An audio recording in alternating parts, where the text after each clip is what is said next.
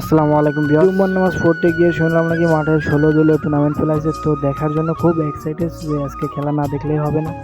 এই জন্য সকাল সকাল আজকে মাঠের দিকে রওনা করছি। ভিউয়ার্স, খেলা দেখার জন্য আজকে দুপুরবেলা এক ফোঁটাও ঘুম পড়তে পারিনি। যে খেলা দেখার জন্য ঘুম পড়লে সন্ধ্যার আগে আর উঠতে পারবো না। ভিউয়ার্স, আমার যে ফুটবল খেলার পরে এতটা নেশা আপনারা বুঝবেন না। আমি নিজেও ভালো ফুটবল, তো মাঠে গিয়ে শুনলাম খেলা একটু হয়ে গেছে এবং আমার বন্ধুরা আসছে, তারাও খেলা দেখতে আসছে। দেখেন ভিউয়ার্স, অনেক লোকজন হয়েছে মাঠে, অনেক দূর দূরান্ত থেকে লোক আসছে এবং আজকে খেলা দুইটা হবে বলে তাই শুনতে। তো খেলা আগে একটা হয়ে গেছে আর একটা এখন। তো বন্ধুদের বললাম আমি ঝালমুড়ি খাবো, কারণ আমার ঝালমুড়ি অনেক পছন্দ, এবং তারা বললো যে খা। আমি বলতেছি আমার কাছে এক টাকাও নাই, তোরা খাওয়াবি।